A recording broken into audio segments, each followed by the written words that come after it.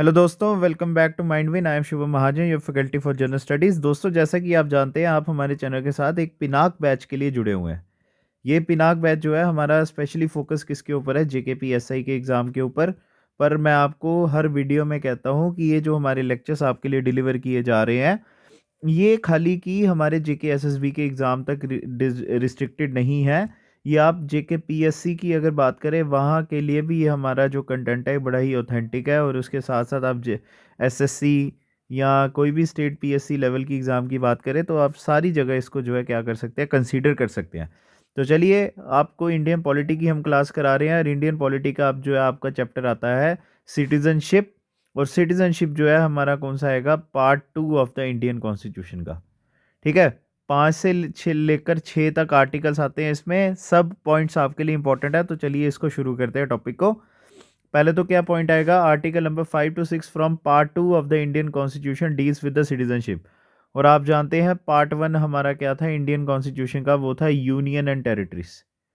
ठीक है, पार्ट 1 क्या था? Union and territories. तो चलिए, part 2 of the Indian constitution और आर्टिकल नंबर 5 to 6 डील किसके साथ करता है? सिटीजनशिप के साथ। आपको पता है हमारा भारतीय संविधान क्या करता है? सिंगल सिटीजनशिप का कंसेप्ट देता है।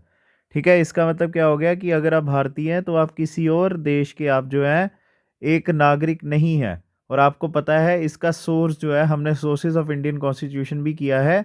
सोर्स इसका क्या आता है? वो आता है कॉन्स्टिट्यूशन ऑफ ब्रिटेन। ठीक है, वो बात अलग है, ब्रिटेन में अब ड्यूल सिटीजनशिप हो गई है।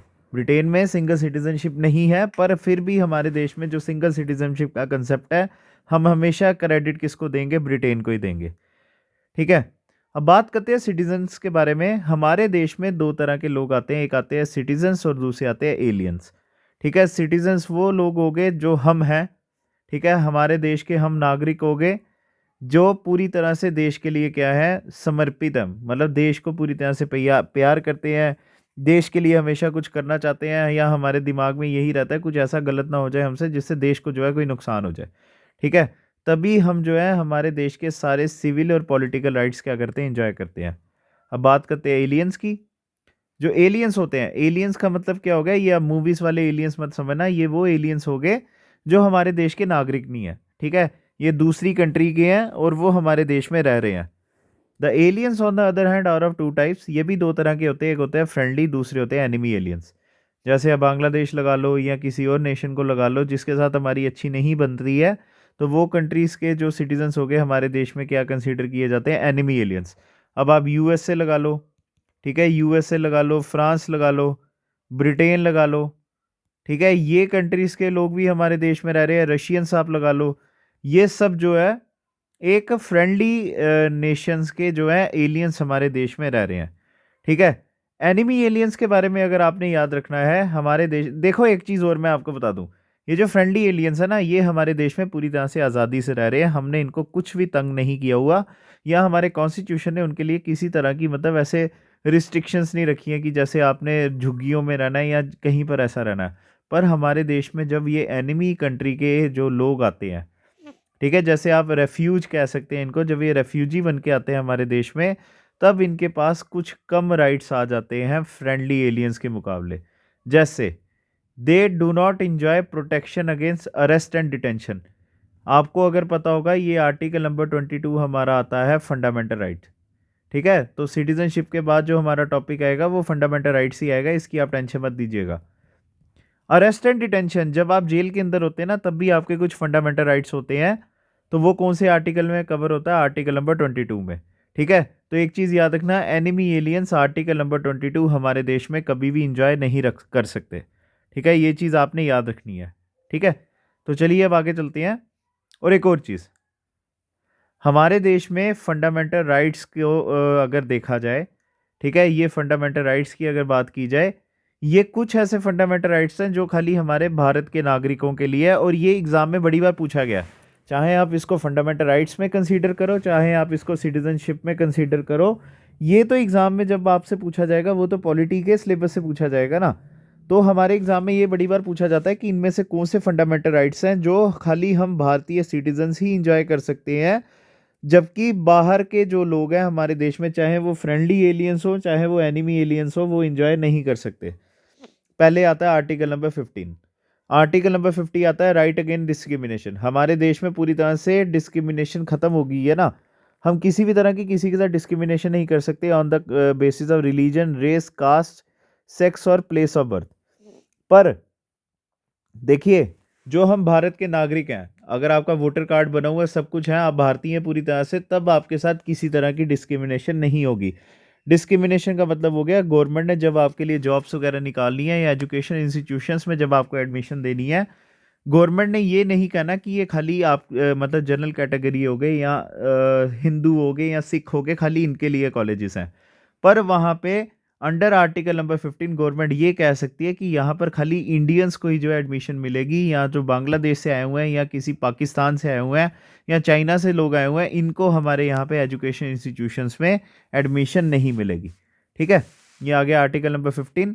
फिर आता है right to equality of opportunity in the matter of public employment.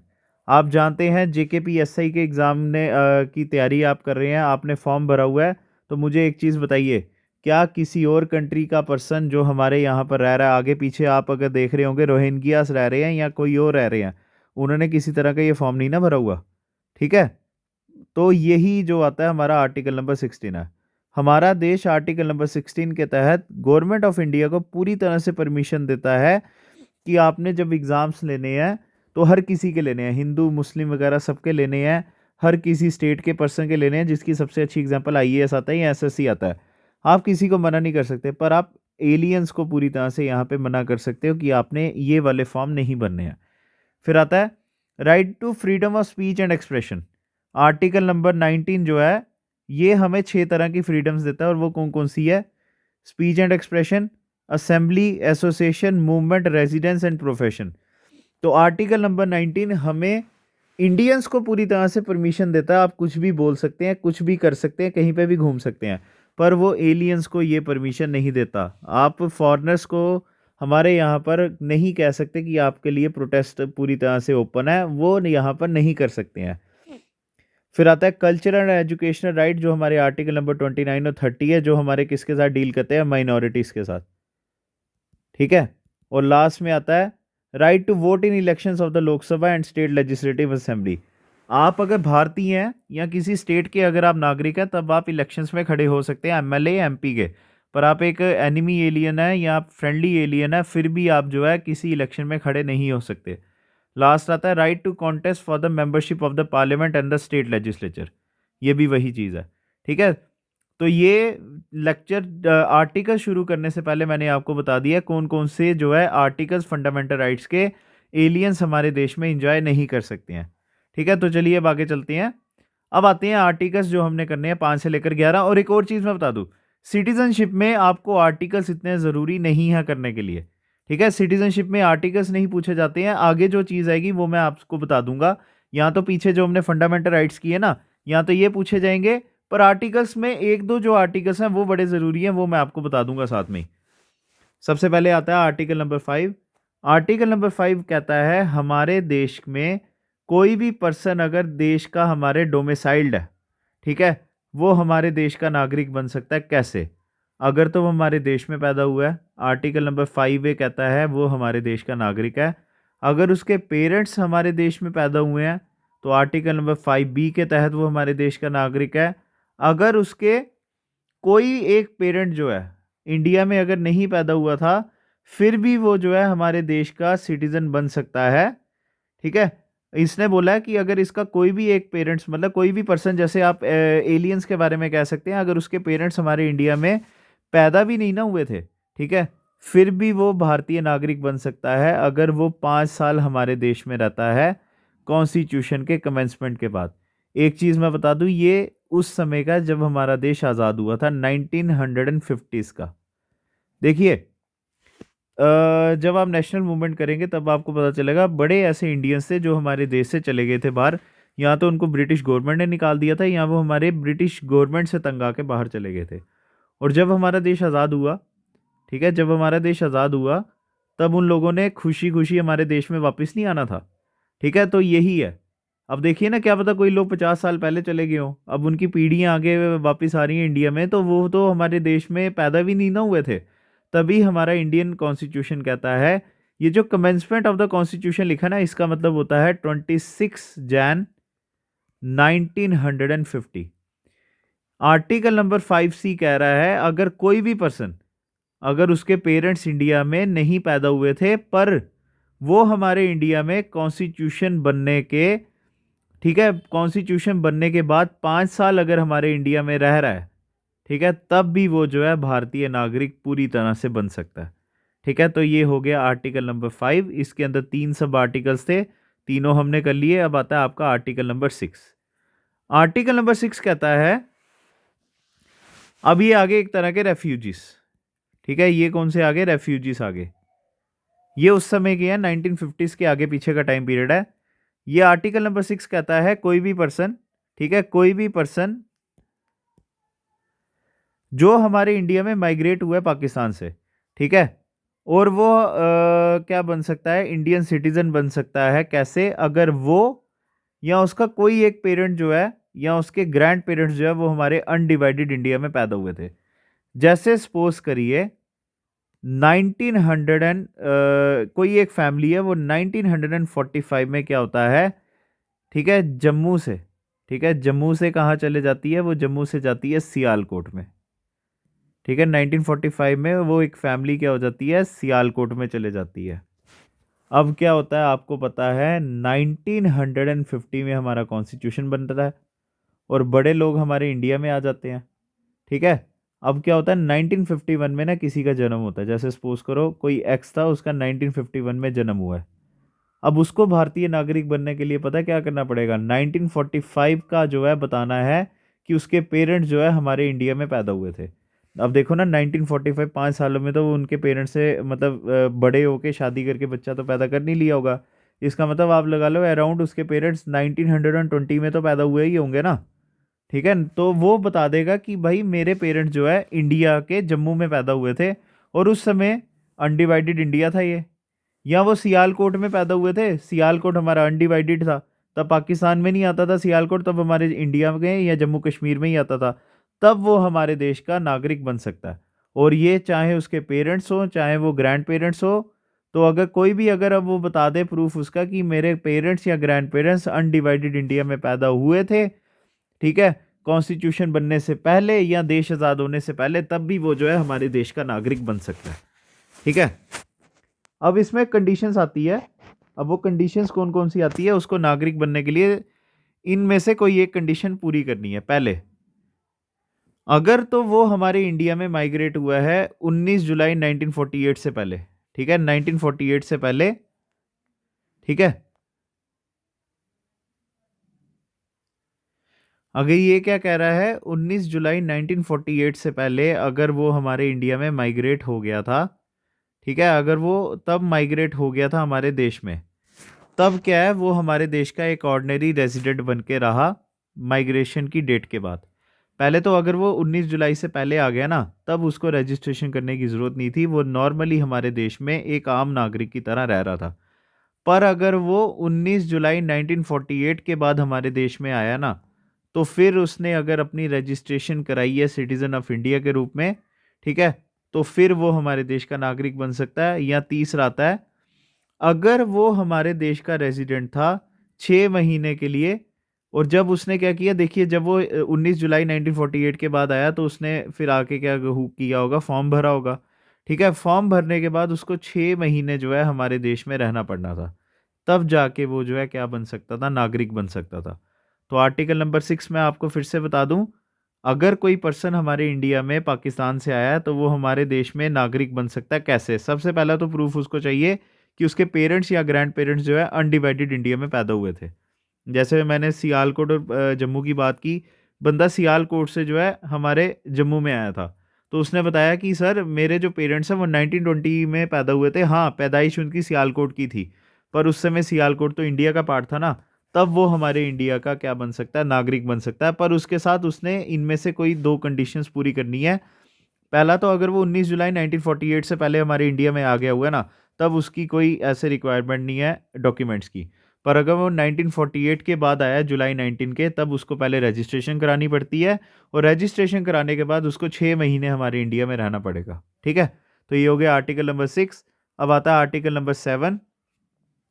अब एक और चीज, आर्टिकल नंबर 6 में क्या हुआ था, पाकिस्तान से लोग इंडिया में आ रहे थे, पर देखिए जब हमारा देश आज़ाद हुआ था तो इंडिया से भी तो लोग पाकिस्तान गए थे ना। अब ये उनके लिए है, वो लोग जो पाकिस्तान में माइग्रेट हुए इंडिया से, कब, मार्च 1 1947 के बाद, पर वो इंडिया में वापस आ गए रीसेटलमेंट के लिए, वो भी इंडियन सिटीजन बन सकते हैं। ठीक है, देखिए बड़े ऐसे लोग थे जो अपने वतन के जो है चाह में क्या हुए थे, पाकिस्तान गए थे, पर पाकिस्तान की हालात देख के, पाकिस्तान का नेचर देख के उन्होंने डिसीजन लिया कि भाई अपना भारत ही महान है, तो अपने देश में वापस चलते हैं।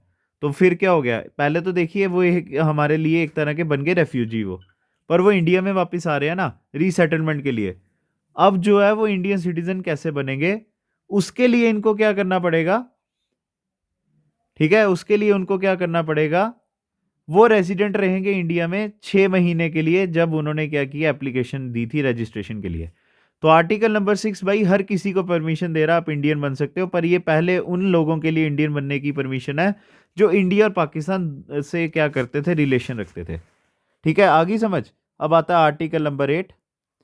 आर्टिकल नंबर 8 कहता है कोई भी पर्सन, ठीक है, जिसके पेरेंट्स या ग्रैंड पेरेंट्स हमारे देश अनडिवाइडेड इंडिया में पैदा हुए थे, ठीक है, पर देखिए जैसे सपोज करो 1930 में क्या हो गया, कोई एक फैमिली चलेगी यूएसए में, अब ये उन लोगों के लिए, और मैंने आपको पहले भी बताया जब हमारा देश आज़ाद हुआ था तब तो उन्होंने इंडिया में आना ही आना था ना सेटल होने के लिए, अब ये उन्हीं के लिए है।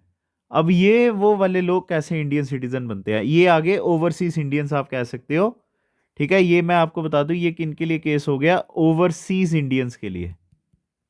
ठीक है, अब ये भारतीय कैसे बनेंगे, अब एक और चीज, इनके पास तो क्या पता यूएसए की भी नागरिकता होगी होगी ना, अब ये कैसे भारतीय नागरिक बनेंगे उनके बारे में बात करते हैं। अब इनको क्या करना पड़ेगा, इंडिया में रजिस्ट्रेशन करानी पड़ेगी सिटीजन ऑफ इंडिया के रूप में, किसके द्वारा, एक डिप्लोमेट या कंसुलर रिप्रेजेंटेटिव के द्वारा। ठीक है, कहाँ से, जिस कंट्री से वो आया वहां से उसने साइन करवा के आने हैं।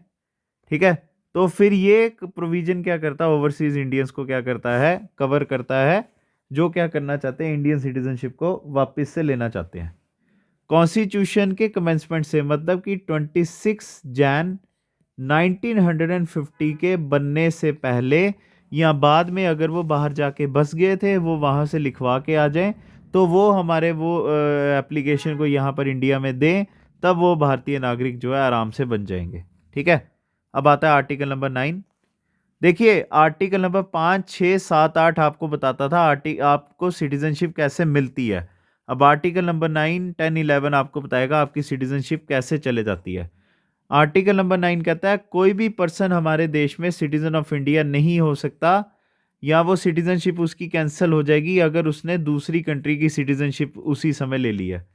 एक चीज़ याद रखना, जैसे ही आप किसी कंट्री की सिटीजनशिप लेते हैं ना, ठीक है, जैसे ही आप किसी कंट्री की सिटीजनशिप लेते हैं आपकी इंडियन सिटीजनशिप उसी समय खत्म हो जाती है। और ये कौन सा आर्टिकल आपको बता रहा है, आर्टिकल नंबर 9। ठीक है, ये चीज़ आपने याद रखनी है। अब आता है आर्टिकल नंबर 10।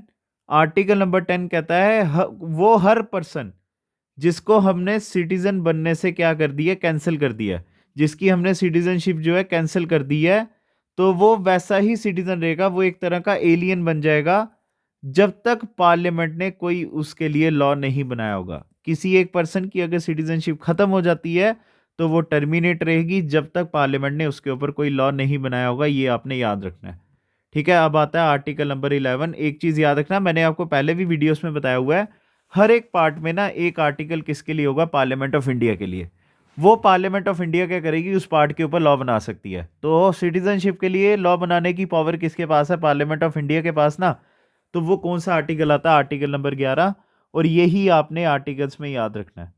आर्टिकल नंबर 11 कहता है पार्लियामेंट के पास पावर है किसी भी तरह के लॉ बनाने के लिए, ठीक है, किसी भी तरह के प्रोविजंस बनाने के लिए with respect to the acquisition, आपको सिटीजनशिप कैसे मिल सकती है इसके ऊपर पार्लियामेंट लॉ बनाएगा, या सिटीजनशिप आपकी कैसे टर्मिनेट हो सकती है उसके ऊपर पार्लियामेंट लॉ बनाएगा, और किसी भी तरह के मैटर्स जो सिटीजनशिप के साथ रिलेटेड है।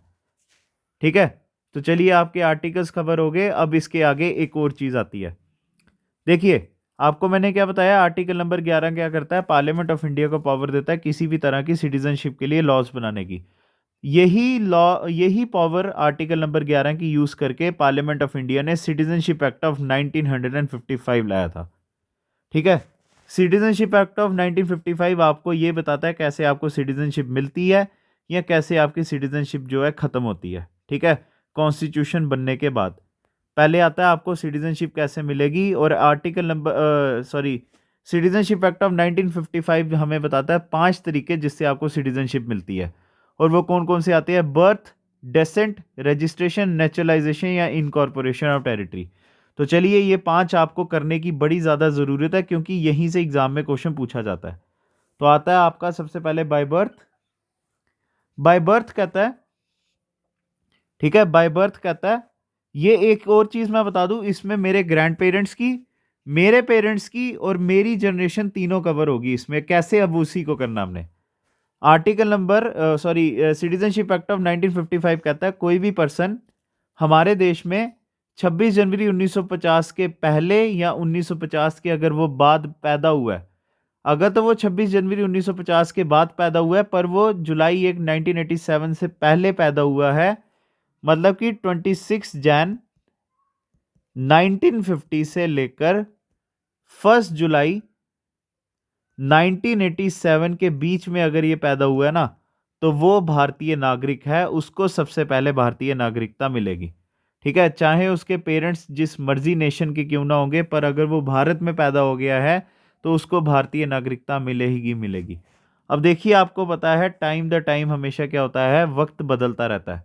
अब इसके बाद इन्होंने बोला कोई भी पर्सन अगर वो जुलाई 1 1987 के बाद अगर वो हमारे देश में पैदा होता है तो उसको भी हम सिटीजन ऑफ इंडिया कंसीडर करेंगे, पर उसके अगर कोई भी पेरेंट्स जो हैं, चाहे उसके माँ हो चाहे वो उसका फादर हो, तो अगर वो इंडियन सिटीजन था, ठीक है, उसके बर्थ के टाइम पे, तो वो क्या है, एक भारतीय नागरिक है।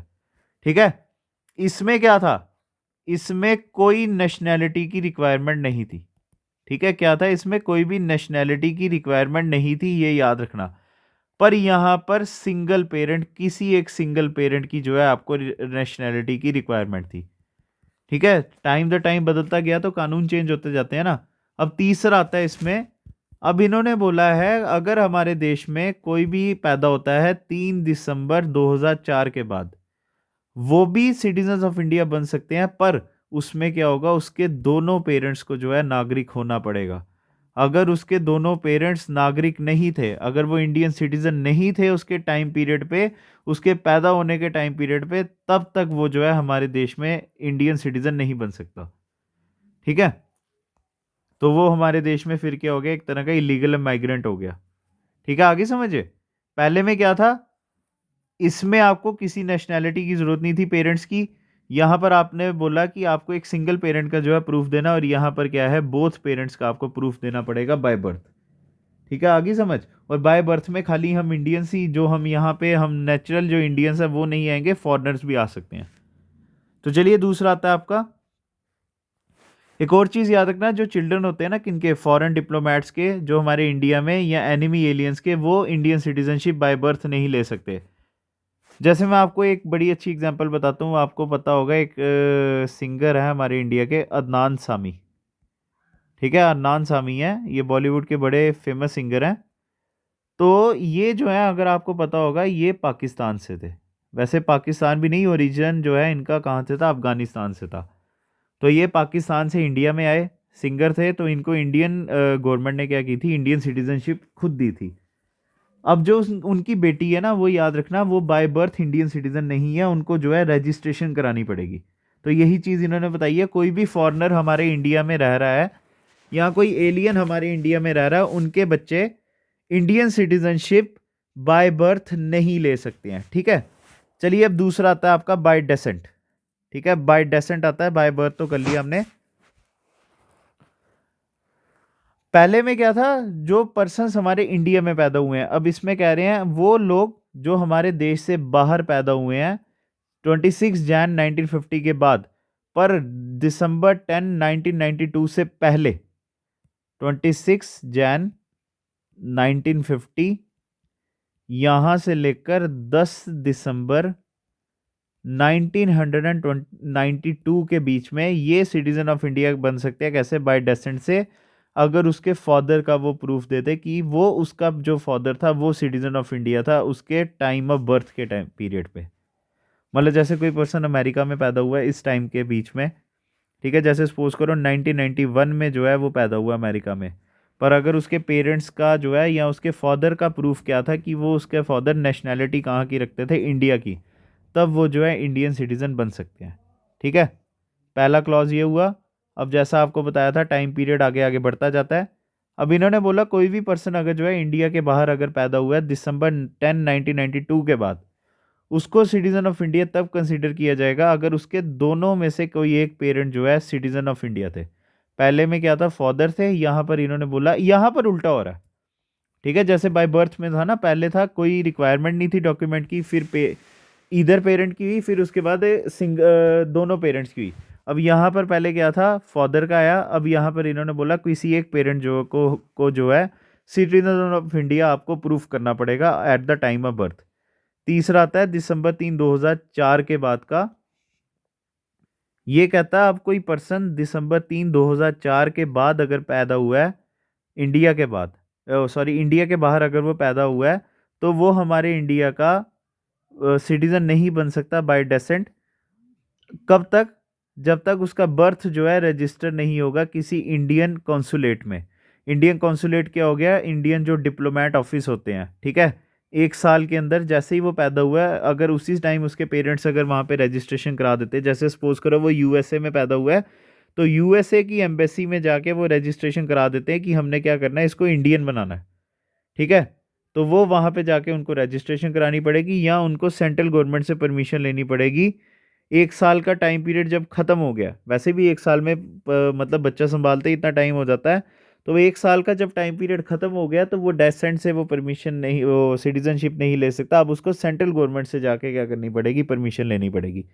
ठीक है, तो चलिए डेसेंट हो गया। अब नेक्स्ट चलते हैं, आपका आता है बाय रजिस्ट्रेशन। रजिस्ट्रेशन तो आपको पता है ये किसी के लिए भी है, ये एनी एलियन के लिए, ना कि खाली इंडियंस के लिए।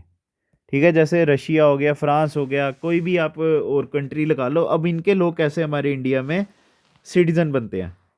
सेंट्रल गवर्नमेंट एप्लीकेशन से क्या करती है, किसी भी सिटीजन को रजिस्टर करती है इंडिया में। ठीक है, किसी भी पर्सन को, अगर वो इन कुछ कैटेगरीज में से बिलोंग करता है। पहला तो एक पर्सन जो है इंडियन ओरिजिन का होना चाहिए। ठीक है, वो अगर 7 साल हमारे इंडिया में रह जाता है एप्लीकेशन भरने के बाद रजिस्ट्रेशन की, तब वो इंडियन सिटीजन बन जाएगा। इसका मतलब सबसे बेसिक लॉस क्या है, आपको एप्लीकेशन भरनी है कि मैं इंडियन सिटीजन होना चाहता हूँ, और उसके बाद आपको 7 साल इंडिया में रहना पड़ता है।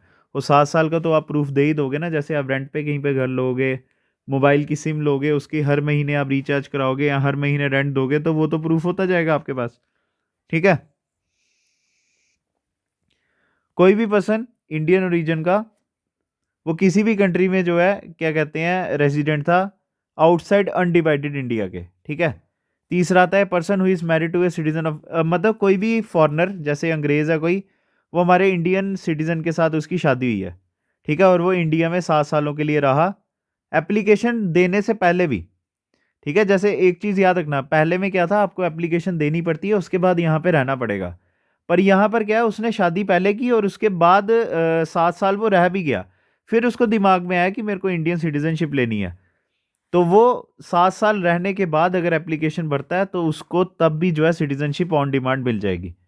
ठीक है, माइनर सिटी चिल्ड्रंस जो होते हैं लोगों के जो सिटीजन ऑफ इंडिया थे, या एक ऐसे लोग जो फुल एज या कैपेसिटी के थे जिनके पेरेंट्स जो है सिटीजन ऑफ इंडिया की तरह रजिस्टर्ड थे। ठीक है, ये आ गया आपका रजिस्ट्रेशन। तो रजिस्ट्रेशन में आपने याद रखना है 7 साल आपको जो है इंडिया में रहना पड़ेगा, तब जाके आपको इंडियन सिटीजनशिप मिलेगी। अब आता है आपका बाय नेचुरलाइजेशन। बाय नेचुरलाइजेशन में याद रखना, इसमें क्या होता है, सेंट्रल गवर्नमेंट आपको जो है क्या करती है, चॉइस देती है इंडियन सिटीजनशिप लेने की।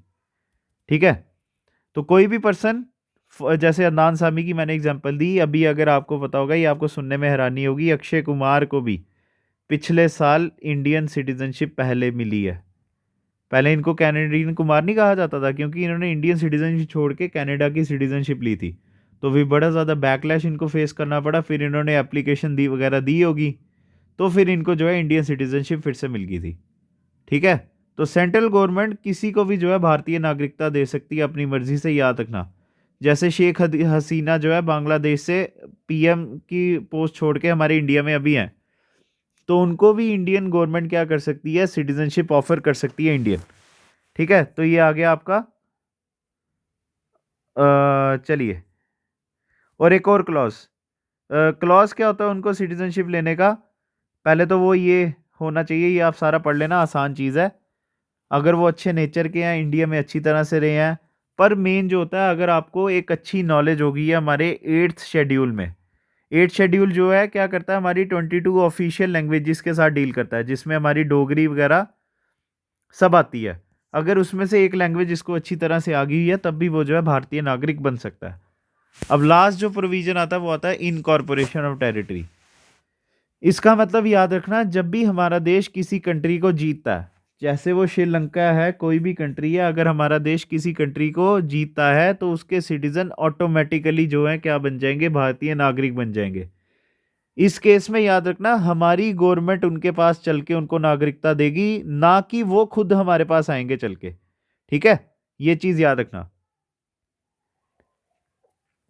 जिस समय हमने किसी कंट्री के को जीता, उसी समय उस कंट्री के नागरिक इंडियन बन गए, और हमने उनके पास क्या करना है, उनको सिटीजनशिप देने जाना है। ठीक है, जैसे एग्जांपल आती है पौंडीचेरी। पौंडीचेरी आपको पता है यूटी आज के टाइम पे। पौंडीचेरी हमारा इंडिया का जो है पार्ट कब बना था, 1961 में, और 1962 में ही पौंडीचेरी के सिटीजन जो है ऑटोमेटिकली क्या हो गए, इंडियन सिटीजनशिप बन गए under the Indian citizenship act of 1955। तो चलिए, ये था मोड्स कैसे आपको सिटीजनशिप मिलती है। अब आपको ये मैं बताऊंगा कैसे हमारी सिटीजनशिप खत्म होती है। ये खाली 3 ही तरीके आते हैं, बाय रेनन्सिएशन। रेनन्सिएशन का आपको मतलब पता होना चाहिए। इसमें क्या होता है, आपने सीधा क्या करना है, डिक्लेयर करना है। ठीक है, आपने सीधा डिक्लेयर करना है कि मैं इंडियन सिटीजनशिप नहीं लेना चाहता। बाय टर्मिनेशन का मतलब क्या हो गया, इंडियन गवर्नमेंट आपकी टर्मिनेट करती है। ठीक है, इंडियन गवर्नमेंट क्या करती है, टर्मिनेट करती है। एक चीज याद रखना, जब भी आप क्या करते हो, किसी कंट्री की आप सिटीजनशिप लेते हो ना, आपको इंडिया में आके बताने की जरूरत नहीं है कि मेरी सिटीजनशिप आप कैंसिल कर दो। बाय टर्मिनेशन आपकी अपने आप जो है क्या हो जाती है, सिटीजनशिप खत्म हो जाती है। आपको यहाँ पर आके फॉर्मेलिटीज वगैरह करने की जरूरत नहीं है। तीसरा आता है बाय डेप्रीवेशन। इसमें एक चीज याद रखना, कोई भी एनिमी कंट्री जो होती है हमारी, ठीक है, जैसे कोई इंडियन है, वो क्या कर रहा है, किसी एनिमी कंट्री की वॉर के टाइम पीरियड पे मदद कर रहा था। जैसे पाकिस्तान के साथ हम हमेशा रिफ्ट में रहे हैं। जैसे आप कारगिल वॉर लगा लो, उससे पहले बैटल ऑफ लोंगेवाला वगैरह लगा लो। उस समय अगर किसी को हमने पकड़ लिया कि ये पाकिस्तान की मदद कर रहा था, उनको हमारे टेक्नोलॉजीज वगैरह बता रहा था, सब कुछ बता रहा था, तब भी हमारे जो है इंडियन गवर्नमेंट क्या कर सकती है, उनकी by the means of deprivation क्या कर सकते हैं, सिटीजनशिप को ख़त्म कर सकते हैं। ठीक है, तो चलिए दोस्तों, आज आपका part 2 of the Indian constitution citizenship होता है ख़त्म। उम्मीद आपको ये समझ आई होगी। अगर कुछ नहीं समझ आया होगा, कमेंट सेक्शन पे एक बारी मेरे को बता देना, मैं फिर से आपको समझा दूंगा ये। तो जैसा कि वीडियो ख़त्म होती है, और मैं आपसे रिक्वेस्ट करता हूँ, अगर आपको हमारी वीडियो नहीं पसंद आई होगी तो वीडियो को लाइक ज़रूर कीजिएगा। कमेंट सेक्शन पे बताना कि क्या ये वीडियो बेनिफिशियल थी या नहीं। अगर आपने हमारे चैनल को सब्सक्राइब नहीं किया हुआ तो सब्सक्राइब ज़रूर कर लीजिएगा, और हमारे चैनल को दोस्तों के साथ शेयर ज़रूर कीजिएगा। तो थैंक यू गाइस। और नेक्स्ट वीडियो में हमने क्या करने हैं, एमसीक्यूज करने हैं सिटीजनशिप के ऊपर। ठीक है, तो चलिए नेक्स्ट वीडियो में मिलते हैं।